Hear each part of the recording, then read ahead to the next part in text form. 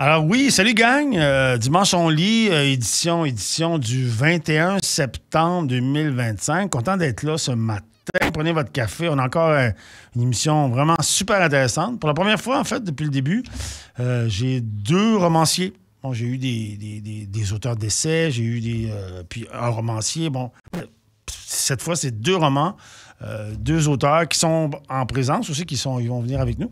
Alors, le premier truc, dans la deuxième demi-heure, Samuel Larochelle pour les queers qui ont changé le monde, un truc très, très, très, très, très intéressant sur différents portraits de personnalités queer récentes et passées pour essayer de montrer un côté positif des gens que je savais même pas. C'est une recherche assez exhaustive que Samuel a faite. On va en parler, votre en deuxième demi-heure. Dans la première demi-heure, il est ici, il est déjà en face de moi, ici, Louis Saint-Pierre, qui a écrit un truc qui s'appelle La République de Kafka, un truc complètement dément. OK, on va en parler pendant la première demi-heure. Un truc assez cinglé, assez fou, trippant, et qui s'est d'ailleurs mérité le prix de Robert Clich du premier roman. Donc, c'est vraiment, vraiment, pour lui, c'est une belle récompense. En fait, de ton premier roman, tu écris quelque chose, toi, tu lances une bouteille à la mer, puis paf, les gens disent « Hey, c'est bon ton affaire, on va te donner un prix ». Fait que Louis a accepté de venir nous parler de ça ce matin. Alors, comme d'habitude, évidemment, l'émission est faite en collaboration avec la librairie à lire qui est juste à côté. Donc, les livres, à mon avis, ces deux-là sont déjà disponibles là, mais s'ils ne le sont pas, ils vont l'être dans les prochains jours, certainement. On va même les mettre en vitrine parce qu'ils sont venus à l'émission ici. L'émission est toujours produite avec mon collaborateur Jean-Yves Lemay qui est là, ici avec moi. Alors, écoutez, prenez votre café, installez-vous confortablement. Ça va être une heure vraiment intéressante. On va parler de ces deux livres-là. Alors, dans 2 minutes. Merci d'être là. Alors oui, donc, de retour pour Dimanche on lit. Bon, écoutez, je vous avais parlé tantôt de ce roman-là dont on va parler. Alors, je vous présente Louis Saint-Pierre qui est avec moi. Bonjour Louis. Salut Denis, ça va? Oui, très bien. Merci infiniment d'avoir accepté de venir, de traverser le pont. Il y a des gens qui pensent que Longueuil, c'est Tuktouyaktuk, qui viennent pas qui n'osent pas traverser le pont. Mais là, tu es en présence, je suis bien content. Alors, Louis, tu as écrit un truc assez fantastique, assez déroutant, assez stroboscopique, c'est une expérience littéraire, là, je le dis pour les gens, puis Louis va pouvoir en parler. Un truc qui s'appelle La République de Kafka. Bon, c'est son premier roman, ton premier roman. T'as quel âge, Louis, en fait? J'ai 32 ans, je m'en vais sur 33. OK, bon. Dis-moi, comment ça se fait qu'à 30 ans, t'as-tu déjà eu toujours le goût d'écrire ou ça devient d'où, en fait, là? Depuis que j'ai 18 ans, pas mal à 18 ans, ça m'a pogné, là, à un moment donné. J'étais un petit skater, là, à Longueuil, Brossard, dans ce coin-là, avec mes amis. Puis à un moment donné, j'ai eu une mononucléose. Puis là, j'étais comme, je reste chez nous, puis j'écris, ça m'a comme pris. Puis après ça, j'étais guéri, puis mes amis étaient comme, tu viens-tu faire du skate? Puis j'étais comme, non, faut que je reste en dedans, faut que j'écrive, c'était important. Je sais pas pourquoi, ça m'a pris à un moment donné. Oh, OK.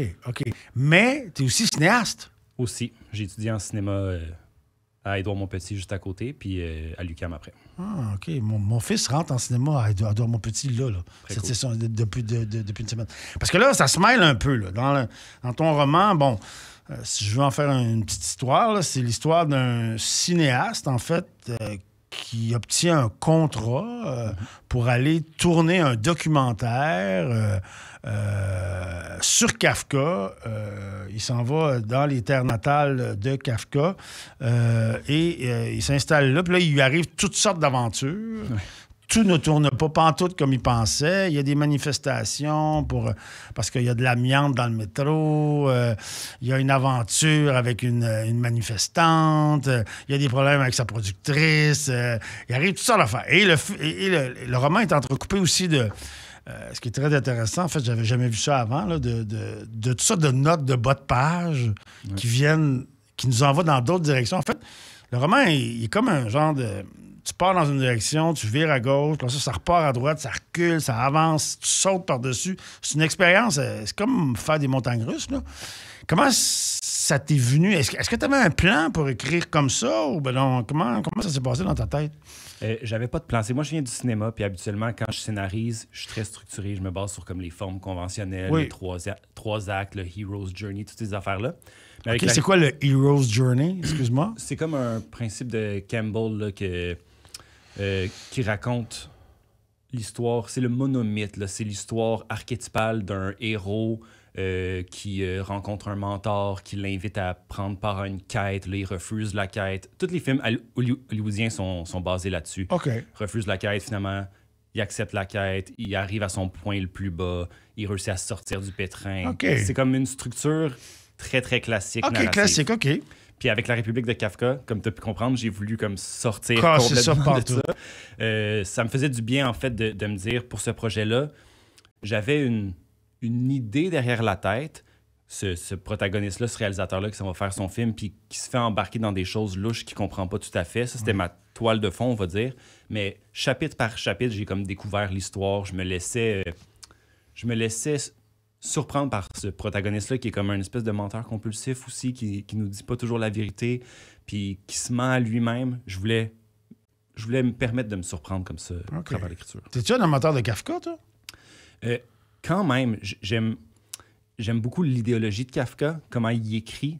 Je suis surtout un fan de ses très courts aphorismes. Là. Il a écrit beaucoup dans ses journaux intimes, là, des très petites phrases qui ont des portées philosophiques plus larges que le nombre de mots que ça contient. Là. Ça, c'est vraiment ce que je préfère de Kafka. OK.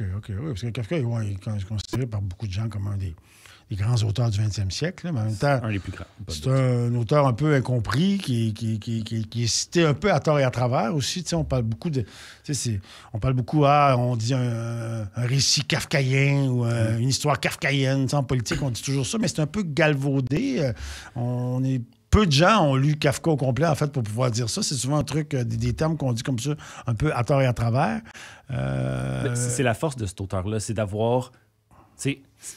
Quand tu es un auteur puis il y a un mot qui est inventé pour dire hey, ça fait référence à Kafka, là, kafkaïen, c'est parce que ce personnage-là, c'est tellement une énigme, il a tellement ouvert un pan de possible qui est énigmatique, qui est centré sur le doute puis l'incompris, mais il a quand même réussi à ouvrir une porte qui est la sienne. Okay. C'est ça qui m'intéressait, de ne pas savoir ce qu'il y avait derrière cette porte-là puis d'aller fouiller un peu. OK. As-tu essayé, justement, en parlant de Kafka, as-tu essayé de faire un livre à la Kafka? Comme c'était le sujet de ton livre, tu dis, je vais faire un récit à la façon dont Kafka écrivait lui-même ses romans? Non. Pendant tout le processus d'écriture, j'ai pas lu aucun des romans de Kafka. Okay. Je me tenais loin. C'est sa très courte littérature, ses journaux intimes, ses correspondances amoureuses. Ça, j'ai lu ça parce que ça me fascinait par rapport au personnage. Puis j'ai lu beaucoup de littérature secondaire, des gens qui parlent à propos de Kafka. De lui. Parce que c'est aussi ça, le processus du protagoniste. Il arrive puis il découvre Kafka aussi à travers ce qu'on dit à propos de lui. Ça m'intéressait, là, cette espèce de jeu de miroir-là, un peu à la Citizen Kane. Puis... Merci, Louis. On doit aller à la pause. On prend une petite pause de 2 minutes, tout le monde. Alors, restez là. Allez vous refaire un autre café.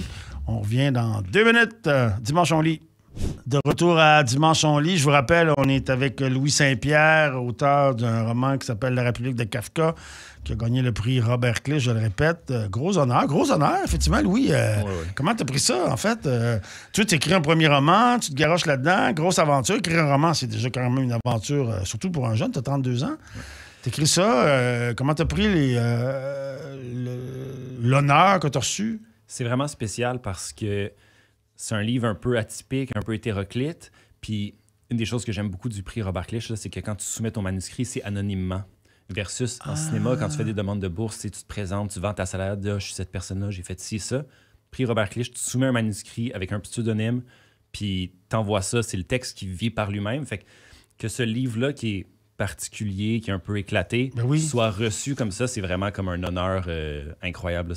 C'est dur à décrire. Qu'est-ce que j'ai vu Patrick Sénécal, qui était sur le jury, je pense, du prix Robert Clich, qui a dit une affaire du genre l'imagination au pouvoir, enfin, ça n'a aucun bon sens, d'une imagination débordante. Venant de Patrick Sénécal, c'est pas grand-chose. Ben oui, effectivement, Patrick Sénécal, que moi aussi j'aime beaucoup lire, qui est très intéressant.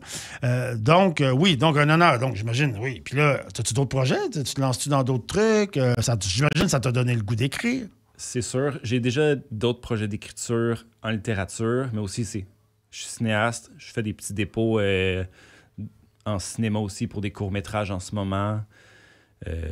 J'ai toujours des projets. Je fais du balado aussi dans le temps. J'ai fait du balado. Plein de trucs. OK. Dis-moi, t'es cinéaste. Bon, dans le livre, ça parle d'un film qui a été fait avant, puis même dans un article que j'avais vu sur toi, tu parles de ce film-là. Tu as fait un film sur Kafka avant, c'est ça? Oui. Pendant mes études à Prague, à l'UQAM, on est allé à Prague pendant un été, faire une session d'été. Ah oui, donc c'est ça. Puis là-bas, j'ai réalisé un court-métrage documentaire sur Franz Kafka qui s'appelle Das ist Komisch, qui a bien été reçu en festival, là, qui est allé en Pologne, qui a gagné un petit prix là-bas, quand même. qui est disponible sur la plateforme du Festival international du film sur l'art à Montréal encore à ce jour. Fait que c'est en revenant de ce voyage-là que je sentais que j'avais pas encore fini de creuser le trou kafkaïen. Fait que je me suis relancé dedans, mais à travers la littérature. OK, puis là, as-tu le goût de... OK, as-tu le goût de faire d'autres films? J'imagine, là on parle de romans, mais est-ce que ça te lance aussi vers... T'es cinéaste avant tout ou t'es romancier avant tout? Je suis un gars qui raconte des histoires. OK, t'es un gars qui raconte... Ça, c'est bon, ça. C'est ça qui est important pour moi. Je pense que j'aime ça parler de philosophie, mais personne n'aime parler de philosophie. Fait que je le fais à travers des récits, ça se prend mieux, puis c'est plus le fun. C'est vrai. C'est ma façon de voir. C'est intéressant. Ton livre, il amène toutes sortes de réflexions sur la vie, sur la politique, sur l'engagement, sur le personnage. Il se fait un peu mener en bateau. On n'est pas trop sûr, en fait, qui mène en bateau qui dans ton histoire. Là. C'est toujours un jeu de chat et de souris, mais tout le monde est des chats et des souris simultanément. C'est ça. Je vous avertis, c'est une aventure. Hein? C'est une aventure de lire ça. Moi, ça m'a fait beaucoup triper. C'est un roman déstabilisant. C'est un roman... que comme je dis tantôt, tu pars dans une direction pendant 7-8 pages, puis là, d'un coup, paf, on s'en va dans un autre truc, on revient, on repart. Il y a beaucoup de personnages, des beaux personnages. C'est vraiment très, très, très, très intéressant, mais très déstabilisant. C'est comme une forme un peu de nouvelle. J'avais jamais lu un truc comme ça. C'est pas un roman, comment je dirais ça, le narratif est assez inusité, est un peu nouveau, la façon dont... Je pense qu'on bifurque souvent, on revient sur nos propres pas, on tourne un peu en rond, mais d'une certaine manière, j'ai essayé que ça soit comme linéaire dans la manière dont l'histoire est racontée quand même. Je pense que tu réussis à suivre le fil, même si le fil est tout entortillé, d'une certaine manière. Oui, le fil est entortillé. Oui, non, tu réussis à le suivre, mais effectivement, des fois, OK, là, on revient, là, on part dans une autre direction, puis on réatterrit sur nos pas. C'est très déstabilisant. Mais oui, tu parlais de cinéma. T'es comme un de mes grands amis, Pierre Falardeau, dont on a parlé de ses livres aussi. Lui aussi, il disait ça un peu. C'est un gars qui avait évidemment la parole facile, puis on l'a beaucoup empêché de tourner. Tu connais les histoires, j'imagine. Fait qu'il dit, moi, si on veut pas que je tourne, là, je vais écrire des livres, je vais faire des manifs, je vais faire du sculpture, je vais faire de la peinture. Je me reconnais là-dedans. Faut que je m'exprime. J'ai des choses à dire, il y a des choses que je veux faire. Fait que tout, c'est un peu ça, là, genre, si tu fais pas un film, tu vas faire un livre, puis... il faut... je pense que quand on a des idées à transmettre, il faut les transmettre d'une manière ou d'une autre. Puis chaque idée a comme son propre médium à travers lequel elle peut être transmise le mieux. Puis j'ai cette rage de transmettre des idées d'une manière ou d'une autre. Là. OK. C'est très, très, très, très, très, très, très intéressant. As-tu un autre... comment je dirais ça? En fait, pourquoi... Je reviens au début, là, on en avait parlé, mais tu sais, pourquoi Kafka? Pourquoi Prague? Il me semble... C'est intéressant, tu sais, on a eu tellement de générations d'auteurs qui ont écrit des romans, qui se passaient au Québec. Mais c'est le fun aussi, là. Je veux dire, Patrick Sénécal, on parlait de lui tantôt, c'est fun. On n'a pas de temps. Je regarde mon idée. Louis, reste ici avec nous, s'il te plaît. Alors, tout le monde, allez vous servir un autre café. Je repasse mon idée dans 2 minutes. Dimanche, on lit avec Louis Saint-Pierre. À tantôt. Salut gang, je suis assez content. J'ai réussi à garder mon idée pendant plus que 30 secondes. Je suis vraiment bon. Ce que je voulais dire, Louis, les gens rient beaucoup de moi en studio en ce moment. Là. Vous le voyez pas, mais le monde rit beaucoup de moi. Alors, ce que je voulais dire, c'est que pendant longtemps, le roman québécois était, puis les téléromans encore plus, dans les cuisines, dans les champs au Québec, dans les rues du Québec. Là, toi, tu t'en vas complètement ailleurs. Je vais donner un exemple. Je pensais à Patrick Sénécal qui, lui, au contraire, a amené l'horreur qu'on voyait que ça se passait aux États-Unis ou ailleurs ou en Europe ou dans d'autres. Puis lui, il a amené ça dans les rues du Québec, ce qui est quand même sa particularité. Mais toi, c'est pas ça pendant toi, tu pars. On s'en va à Prague. Ton roman se passe à Prague tout le long, sauf quand on revient pour ton film Asbestos. Là. Et tu parles de Kafka. Comment... Moi, je trouve ça trippant que les jeunes, que le Québec, comment je dirais ça, qu'on puisse se permettre, toutes les histoires nous appartiennent, le monde nous appartient, tout est disponible pour faire un roman. Qu'est-ce que tu en penses de ça? Bien, je pense que tu as tout à fait raison. Puis la raison pourquoi Kafka était pertinent pour moi, c'est... Il y a une citation qui est dans le livre, là, qui est reprise de Václav Havel, qui est l'ancien président tchèque. Il dit... ce qui est fort avec Kafka, c'est qu'il parle de notre droit à exister qui est perpétuellement remis en question. Puis ça, c'est quelque chose qui parle de manière universelle, je pense, à tout le monde. Cette espèce d'idée-là que comme on doit toujours se prouver qu'on a le droit d'être qui on est dans une certaine mesure. C'est un point politique, comme social, tellement important d'être capable de dire j'existe comme je suis, puis j'ai le droit. Ouais. Puis cette revendication-là est juste possible parce que, d'une certaine manière, c'est toujours remis en question ce droit d'exister qu'on a. Okay. Fait que Kafka parle profondément de tout ça. Fait que Kafka, il aurait pu être québécois. Penses-tu qu'il aurait été indépendantiste? Hey, ça, c'est quand même... c'est complexe comme question, là, parce que... Ailleurs, hein? En plus, Kafka... Tu pas obligé de répondre, Louis. Tu pas obligé de répondre. On aurait pas plus que 6 minutes. C'est un peu un tic nerveux que j'essaye de m'en passer, mais c'est plus fort que moi. Ça me revient tout le temps. Non, je comprends. C'est une bonne question. Je vais y penser. Bon, parlons du processus d'écriture. Moi, ça m'intéresse. J'ai un auteur en face de moi en bonne et due forme. J'étais allé au funérailles de Victor Lévy-Beaulieu la semaine passée. Puis, bon, Victor Lévy il écrivait toujours... lui, je pense que c'était de soir. Là, je pense. Il faisait toutes sortes d'affaires. Pour ça, à 3 heures, il s'assoyait puis il écrivait jusqu'à 2 heures du matin. Alors, il y en a d'autres, c'est le contraire. Il se lève le matin, il ne déjeune même pas. Paf, il écrive de 6 à 10. Je pense que Michel Tremblay fait ça. Il écrit 6 à 10, même s'il ne sort rien, il écrit. Toi, as-tu une façon de faire? Je me lève le matin, puis je m'assois avec un café, puis j'écris. Je suis pas excessivement productif. J'ai besoin de réfléchir beaucoup. OK. Fait que je tourne en rond, je mijote des idées pendant longtemps. Puis souvent, c'est comme, je vais passer la journée à pas écrire, mais à être assis devant l'écran. OK. Puis là, dans la dernière heure, je vais être comme, OK, là, j'ai placé toutes mes idées, c'est ça le chapitre. Puis le lendemain, on révise le chapitre de la veille, puis on tourne de même. Là. OK. Qu'est-ce que tu lis, toi, Louis Saint-Pierre? Qu'est-ce que tu aimes comme roman? Quels sont tes auteurs préférés?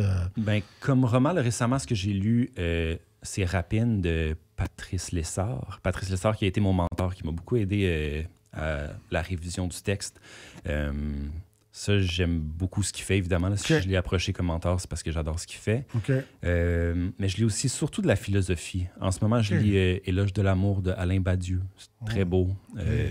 Mais c'est ça, je suis plus dans la lecture de la philosophie que des romans en soi. Si j'en lis une couple une fois de temps en temps, mais c'est pas... T'es pas un auteur, t'es pas un lecteur de romans. Ben, ça serait mentir de dire que non, là, mais comme... Quand j'écris, non. Fait qu'il y a des périodes où j'écris pas, fait que là, je vais me ressourcer, je vais lire...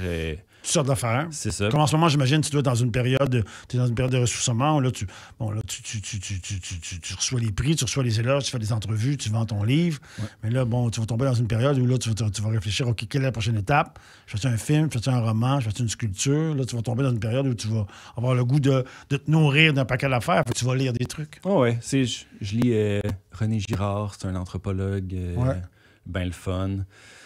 J'ai super hâte, là, j'allais dans mon sac, j'ai le nouveau de Paul Kazak, là, Le Bonheur. Wow. Ténèbres, c'est comme un livre que j'ai capoté. C'est incroyable comme roman. Là.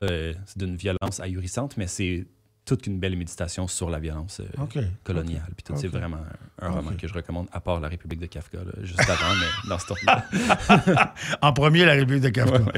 Hey Louis, ben écoute, merci infiniment. Vraiment, je ne saurais trop recommander aux gens qui nous écoutent ce matin d'aller à la librairie Allée, qui est juste à côté, de vous procurer La République de Kafka. Préparez-vous, attachez vos trucs avec de la broche. C'est une aventure. Un autre café. Ouais, ça prend quelques cafés. C'est un livre aussi c'est ça. À un moment donné, on arrive face à un mur, paf, puis là, on fait « Attends, mais qu'est-ce qui vient de nous arriver? » On est un peu sonné. Faut que tu prennes un break, que tu réfléchisses un peu, puis après ça, tu repars, puis tu es dans une autre direction. C'est un livre très, très déstabilisant, mais c'est une aventure littéraire unique. Je peux le dire comme ça, là, de lire La République de Kafka, vous n'auriez jamais rien lu de semblable. Puis je comprends pourquoi les gens du prix Robert Clich ont décidé de te donner ce prix-là. Félicitations. Merci infiniment d'être venu à Longueuil, de t'être déplacé pour venir nous voir. Merci d'avoir reçu. Alors, écoute, bonne chance dans toutes tes aventures, puis peut-être qu'on aura l'occasion de te réinviter pour ton prochain roman. J'espère bien. Salut Louis. Restez là tout le monde. Dans 2 minutes, on reçoit Samuel Larochelle. Merci. Alors oui, de retour, donc, Dimanche on lit, édition du 21 septembre. Alors écoutez, là, on rentre dans un autre univers, après avoir parlé avec Louis Saint-Pierre de son roman. Là, j'étais avec Samuel Larochelle. Salut Samuel. Salut Denis. Merci d'être là. Ça fait grand plaisir. Merci de m'inviter. Ben écoute, comme je disais à Louis tantôt, je dis déjà, des fois, on a l'impression que Longueuil, c'est Tuktoyaktuk ou que c'est aussi le Sri Lanka. Moi, je viens d'Abitibi, fait que Longueuil, là... Oui, tu viens d'Amos. Oui. Tu viens d'Amos. Fait que tout est relatif dans les distances. Non, c'est vrai, c'est loin Amos. Moi, je connaissais Amos. En fait, c'est moins loin qu'on pense, mais c'est plus loin que Longueuil. On pourrait le dire comme ça. C'est plus loin que Longueuil. Oui. Alors, toi, Samuel, tu toutes sortes d'affaires. Tu fais toutes sortes d'affaires dans la vie. Tu es journaliste, écrivain, poète. Tu es dans la communication depuis des années. Puis là, c'est pas ton premier livre, c'est ton 5 ou 6e livre que tu écris. C'est mon 17e livre. 17e. Okay. Il y a eu des romans pour un public général, ados, enfants, des romans graphiques, des récits poétiques, des biographies. Il y a eu de tout. OK, t'écris tout sur l'affaire. Tu vas dans toutes les directions. Bon. Mais mon but, c'est vraiment comme d'expérimenter tout ce qui existe en écriture. Un jour, je veux écrire de la télé, du cinéma, du théâtre. Puis là, c'est un premier livre, on va dire, informatif, mais vraiment accessible grand public. Ouais, qui est un peu comme un essai. On pourrait le qualifier plus d'essai. Je dirais non, parce que le mot essai, ça fait peur, ça fait intello, ça fait un peu encyclopédie. Puis moi, je voulais m'éloigner de ça. Je voulais vulgariser, simplifier. Je veux que ça soit le fun à lire et instructif.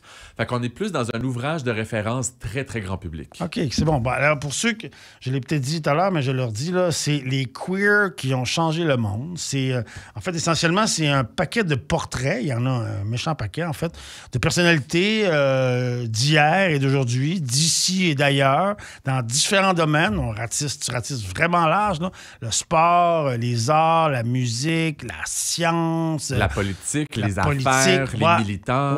Ouais. C'est vraiment hyper intéressant. Moi, je dévorais ça là, avec vraiment... on a Alan Turing qui a inventé l'Internet. Et surtout qui a en partie compris les codes des Allemands durant la Deuxième Guerre mondiale, puis qui a permis de mettre fin à la guerre plus tôt, de sauver des centaines de milliers, voire 1 million de personnes. Ouais.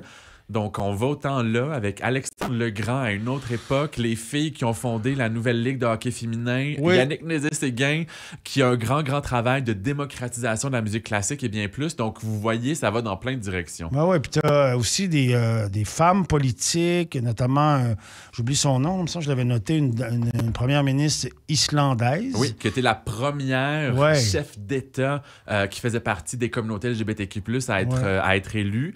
Donc, et l'Islande est reconnue pour sa grande ouverture d'esprit, puis pour des gens plus heureux qu'un peu partout. Fait que moi, je pense que je peux faire le lien entre l'ouverture d'esprit, des mentalités et la joie de vivre.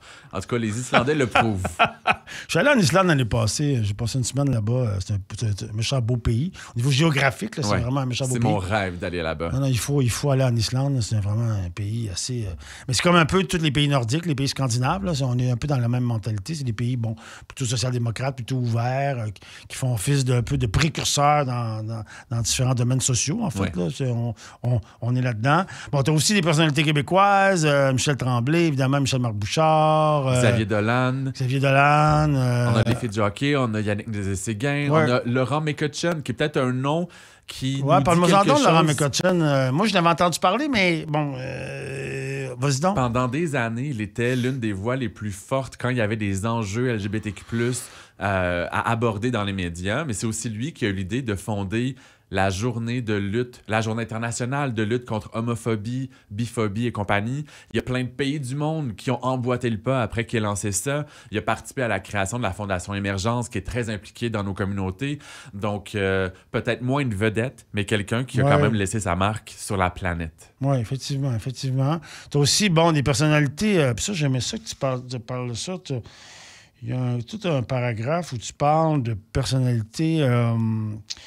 Sam Altman, qui est le fondateur de OpenAI, qui a créé, entre autres, ChatGPT. Oui. Parce que, comme dans toutes les sphères de la société, il y a des gens qui sont moins reluisants parmi les queers. Puis je considère que Sam Altman, avec toutes les dérives possibles de l'intelligence artificielle, c'est pas nécessairement un bel impact, mais c'est un impact. On a le fondateur d'une application comme Grindr qui a laisser la porte ouverte à des horreurs dans la façon de il s'appelle le gars de Grindr? Ça, je l'avais noté. Là. Il s'appelle Joel, je pense que c'est Simkai. Exactement. Simkai, ouais. Merci de confirmer que ma mémoire fonctionne Ouais, encore. je l'ai noté ici. Et au même titre que Caitlyn Jenner, qui est une personne trans. Bon. Et il y a 10 ans, quand elle a fait on va dire un coming out trans, c'était la première vedette mondiale qui faisait ça. Ça a mis ce sujet-là sur la map. Fait que c'est bien, on commence à en parler, il y a plein de préjugés qui sortent, éventuellement les gens s'éduquent un peu, puis les mentalités s'ouvrent, mais après ça, Caitlyn Jenner a dit qu'elle soutenait les républicains, plusieurs idées de Donald Trump, plusieurs idées anti-trans, fait qu'elle était contre sa propre communauté. Fait que je trouvais ça important d'en parler de façon nuancée. Bon, Samuel, garde ton idée. On revient dans 2 minutes. Il faut aller à la pause francophone. On revient. Vous êtes à Dimanche au lit. On est avec Samuel Larochelle pour son livre « Les queers qui ont changé le monde ». Dans 2 minutes. Salut tout le monde. Alors, de retour à Dimanche au lit, je suis avec Samuel. Samuel, bon, on parlait de Caitlyn Jenner. Bon, Caitlyn Jenner, moi, toi, t'es jeune, tu l'as pas connue, mais moi, j'ai vu Caitlyn Jenner gagner la médaille d'or aux Jeux Olympiques de 76 à moi, j'avais Montréal. 13 ans, en 76. Elle s'appelait pas Caitlyn Jenner. Elle avait un autre nom que je décide de ne pas donner dans Parle-moi le livre. de ça, c'est intéressant. Parle-moi de ça, parce que moi, ça m'a frappé quand j'ai lu ce bout-là. Moi, je connais le nom de la personne. Oui. Le nom de quand Caitlyn de son Jenner... ancienne vie. Exact. Quand Caitlyn Jenner était... On peut-tu dire ça, là? On peut dire était un homme? Quand elle se présentait comme homme, tout à fait. Voilà, OK. Mais dans le fond, c'est que les personnes trans ont eu une identité X, puis ils ont décidé éventuellement de Ils ont faire décidé ou ils ont compris qu'il y en avait un autre? Ils ont compris leur vraie nature. Ouais. Ils ont été plus à l'écoute de qui elles et elles sont. Puis éventuellement, ils ont fait des choix dans leur façon d'exprimer leur genre. Certains juste avec l'habillement, d'autres avec des chirurgies, des prises d'hormones. Il y a plein de façons, puis c'est propre à chacun. Mais l'ancien nom qui correspond à la nature qui n'a jamais vraiment été la leur, on appelle ça un dead name. Donc, on peut mal traduire le tout en français, mais c'est comme un nom mort. Ouais. Puis les personnes trans ne veulent pas qu'on utilise leur ancien nom. En même temps, c'est nuancé. Il y a des personnes pour qui ça ne dérange pas. Mais de façon générale, moi, je trouvais que c'était une marque de respect de ne pas nommer son ancien nom. Mais en même temps, c'est une personne très connue. Tu fais une recherche sur Google, puis tu peux le trouver sans problème. Exact. Mais les gens feront la recherche. Moi, je fais le choix de ne pas le nommer. Oui, non, mais c'est intéressant parce que, tu sais, je lisais ça, puis ça m'a confronté parce que, tu sais, je le nommerai pas par respect pour ton livre, mais, tu sais, cette personne-là, Caitlyn Jenner, moi, je la connais sur son ancien nom, sur son ancien genre, en fait, avant qu'elle se révèle à elle-même. Je l'ai vu gagner médaille d'or. Ça a été une grande vedette. Elle a des postures absolument discutables, puis que j'aime pas cette personne-là. Moi, je décide de pas m'abaisser aussi bas qu'elle s'abaisse. Donc, je la respecte, même si elle ne fait pas assez preuve de respect envers bien des gens. Ouais. Ouais. Mais qu'est-ce qu'elle a dit aussi? C'était nuancé dans ton truc, là. Oui, elle était d'accord avec Donald Trump, mais elle n'était pas d'accord avec le fait qu'il interdise les personnes trans dans l'armée. Elle s'est opposée à ça. Mon Dieu, mettons, toutes les prises de position en détail, je les ai pas dans ma C'était mémoire. pas dans ton livre. C'est après, je suis allé voir sur Internet. Moi, j'ai regardé ça. Elle n'est pas d'accord avec tout ce que Trump dit, ça va dire mais elle est républicaine. Elle est contre le fait qu'il y ait une journée internationale de visibilité trans parce que ça tombe une certaine date. Puis pour elle, c'est que ça tombe en même temps que Pâques. Mais on sait bien que Pâques, ça change de date d'année en année. Donc, c'est pas vraiment un enjeu. Sa prise de position, elle est trop rapide, elle est déconnectée, pas assez informée. Donc, puis en plus, qu'est-ce qu'il y a de négatif dans le fait de parler des enjeux trans correctement avec des informations? Bref, ne lui accordons pas plus de temps. Non, c'est ça. Non, c'est bon. OK. Où est-ce qu'on en est aujourd'hui sur les enjeux? Tu sais, bon, t'écris ça. Il y a des gens qui pourraient dire... qui pourraient même dire, à la limite, quasiment comme une forme de discrimination, de dire, OK, je fais un livre sur les grandes personnes qui sont queer. C'est comme mettre un peu un tag, de dire, OK, tu sais, ça reste des êtres humains, fondamentalement, qui ont fait des grandes choses. Oui. Pourquoi souligner leur identité de genre ou leur... orientation sexuelle. Leur orientation sexuelle. Pourquoi faire Parce qu'on a besoin de modèles. Voilà. Il y a tellement de monde qui pense que, toutes les batailles sont gagnées, alors que nos droits sont hyper fragiles. Exact. C'est là que je voulais t'amener. Et on le voit avec ce qui se passe, non seulement aux États-Unis, avec la remise en question du droit au mariage entre conjoints de même genre, mais ça peut nous suivre ici. Puis il y a plein de politiciens très connus et très aimés au Québec puis au Canada qui ont des postures. Ils vont jouer avec soit l'identité par rapport aux immigrants, soit aux enjeux trans et non-binaires. Ils vont jeter de l'huile sur le feu pour donner l'impression aux gens qui sont trop pressés dans leur vie que ces enjeux-là sont des grands problèmes puis qu'on met en danger la société. Fait que pendant qu'ils se servent de nous comme des épouvantails pour détourner l'attention, les gens qui sont trop pressés au quotidien ne réalisent pas que les politiciens ne font pas assez d'actions en environnement pour la crise du logement, pour l'inflation, pour les problèmes de santé mentale et d'itinérance. Fait qu'il y a c'est toujours ça, c'est les minorités. À une époque, c'était les immigrants de tel ou tel pays. Ensuite, ça a été les gays et lesbiennes. Là, c'est les trans et non-binaires. On se trouve toujours un bouc émissaire. Fait que c'est encore ça qui se passe. Mais pour revenir à l'autre partie de ta question, jeunes et moins jeunes, on a besoin de modèles. Et quand on n'est pas capable de s'imaginer dans un domaine d'études ou dans un métier ou de voir que des personnalités qui font partie de la même population marginalisée ont eu du succès, on n'est pas capable de se projeter. Moi, c'est pas seulement parce que j'ai grandi en Abitibi-Témiscamingue, c'est partout au Québec. Quand on voit pas de gens qui nous ressemblent, on a du mal à s'imaginer suivre leurs traces, prendre le témoin de leurs mains, continuer les combats ou aller plus loin qu'eux. Donc, moi, j'en ai souffert. Presque toutes les personnes queer en ont souffert. Oui, vraiment. Fait que c'était... Je veux nous donner des modèles, mais en même temps, je veux que toute la population comprenne que le monde dans lequel on est, il ressemble pas à ça si on n'est pas là depuis des siècles. Sans nos réalisations, sans nos accomplissements. Ce qui fait que c'est un livre à 98% positif et inspirant. On n'est pas dans la revendication, mais on a des petits coups de gueule ici et là dans mon texte. Merci Samuel. Il faut aller à la pause malheureusement sur cette belle envolée. Merci infiniment. On revient dans 2 minutes tout le monde. Alors, on est de retour à Dimanche on lit. Écoute, Samuel, c'était très, très, très émouvant. Là. J'ai eu du goût de dire ton pitch que tu as fait par rapport à ton livre. Moi, ça m'a beaucoup touché, en fait. Mais moi, personnellement, peut-être parce que je viens d'un milieu... moi, je suis comédien avant d'être politicien, là, vraiment comédien. Pour moi, ça n'a jamais été trop un enjeu. Dans le milieu, peut-être que je me suis tenu là, toute ma vie, ça n'a jamais été trop un enjeu. Personne ne faisait de cas de rien. Puis, tu sais, ça remonte là, aux années 80. Tu sais, moi, j'ai rentré à l'École nationale. Je suis arrivé à Montréal en 83. J'étais à l'École nationale de théâtre. L'homosexualité. Bon, on parlait moins, évidemment, de trans. On parlait moins de queer. C'était plus homosexualité bon. Mais c'était comme, personne ne parlait de ça. Là. C'était accepté. Puis que moi, j'ai peut-être une mauvaise vision, mais j'ai l'impression qu'on est plus loin que ça, qu'il y a une plus grande acceptation. Mais là, toi, tu me dis que c'est pas ce que tu sens pantoute. On a les deux. C'est étrange parce que depuis quelques années, il y a deux courants contraires. On a de plus en plus d'ouverture au Québec et de plus en plus de fermeture qui s'expriment. Par exemple, je reviens souvent à ça, mais en étant originaire de régions dites éloignées, oui, évidemment, les mentalités ont tellement changé. C'est beaucoup plus ouvert. Il y a plein de LGBTQ+, qui ne se sentent plus obligés de quitter la région pour vivre librement. Il y en a plein qui avaient quitté, qui retournent dans leur région parce que les gens sont beaucoup plus dans l'accueil. Je reviens de 2 semaines en Abitibi-Témiscamingue, puis j'ai tellement senti qu'on appréciait tout ce que j'étais, puis qu'il n'y avait aucune retenue. J'avais pas besoin de faire attention à ce que je dis, à ce que je fais. Fait que ça, c'est très, très fort et très positif. C'est positif. Puis en même temps, tu as la montée de la droite un peu partout dans le monde, chez nos voisins du Sud, au Canada, au Québec. Ouais. Et comme les gens, je le répète, sont pressés, ont moins de temps pour développer leur sens critique, ils ne voient pas que certains politiciens qu'ils admirent jouent avec nos enjeux et parlent souvent à travers leur chapeau.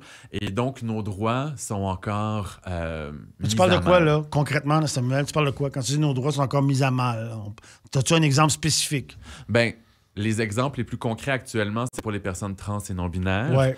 Puis ce qui est particulier, c'est qu'elles représentent moins d'1% de la population, mais on en fait des enjeux en disant protéger nos enfants et nos femmes. Parce que bien sûr, personne n'est contre l'idée de protéger les enfants et les femmes.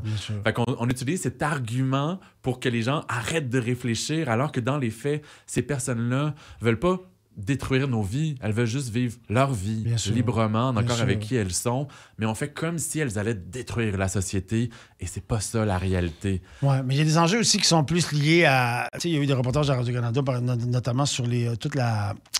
je ne sais pas le nom exact, mais quand tu veux amorcer un changement de sexe, quand tu as 14 ans, par exemple, tout ce qui est l'idée de que les parents ne soient pas au courant où oui, où mais ils ça, soient, c'est parce tout qu'ils ça, parlent pas aux personnes trans, puis ils savent pas c'est quoi la réalité. Quand OK. tu vis dans une famille qui va être fort probablement dans le rejet, dans la fermeture face à la transition que tu souhaites mener, des fois, c'est seulement à l'école que tu peux, pendant quelques heures par jour, vivre librement avec un nom qui correspond à ton identité de genre. Puis si on en parle à tes parents, peut-être que c'est ça qui va te mettre en danger. Ça a l'air donc bien étrange parce que bien sûr qu'on se dit, c'est les parents qui savent qu'est-ce qui est bon pour leurs enfants. Mais on le sait tous qu'il y a des humains de marde, puis qu'il y a des parents de marde, puis il y a des parents merveilleux. Puis des fois, l'école, c'est le seul safe place pour ces enfants-là. Puis il faut arrêter aussi de faire peur aux gens en disant que les hormones sont prises dans la petite enfance. C'est pas vrai, ou que des chirurgies sont faites trop tôt. C'est pas vrai non plus, ou c'est des minuscules exceptions. Il y a tout un processus. C'est fait à des âges raisonnables, avec un suivi plein de connaissances et de recherches. Puis là, il va y avoir des commentateurs et des politiciens qui vont sortir une recherche faite dans un pays qui semble correct, qui peut être financé par des groupes anti-trans ou LGBTQ+. Ils vont se servir de ça pour remettre en question toutes les avancées des dernières années. Mais au fond, tu parlais du début des années 80 tantôt. Ouais. Même si tu as été dans une chambre d'écho très positive, le milieu des arts, face aux personnes gays et lesbiennes, mais dans le temps, les gays et lesbiennes, les arguments qu'on se servait contre eux, c'est les mêmes arguments qu'on utilise aujourd'hui contre les trans et les non-binaires. Okay. C'est le schéma qui se répète. OK. Donc, on est c'est ça. Il y a eu des batailles qui ont été gagnées. Oui. On n'a pas des reculs aujourd'hui parce qu'il y a une montée de la droite. Puis ça, là-dessus, je suis tout à fait d'accord avec toi. Là, je le vois dans le monde. Tu sais, au Québec, au Canada, lors de la dernière élection, on a évité un gouvernement conservateur, mais on en a un pareil. Les libéraux sont quand même un gouvernement conservateur. On sait pas, ils sont pas dans ces enjeux-là pour le moment. Ils sont socialement, dans d'autres enjeux. Pour l'instant, ils font moins peur. C'est ça. Pour le moment, non, mais bon.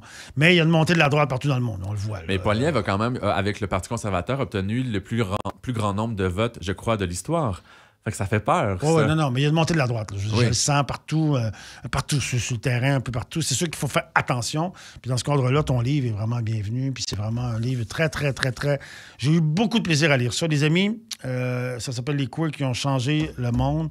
Samuel, merci infiniment d'être venu. Merci. Puis vraiment, je suggère à tout le monde à la maison, qui sont en train de prendre votre café, là, allez vous acheter ça. Ça se lit, en fait. T'es même pas obligé de taper ça d'une shot. T'en lis 4-5 personnages. C'est très intéressant. C'est vulgarisé. C'est écrit dans une langue hyper accessible. C'est super facile. C'est 3-4 pages par personne. Puis mon rêve, c'est que ce livre-là soit dans chaque maison, chaque bibliothèque, chaque école, cégep, université, pour que l'information se rende, enfin.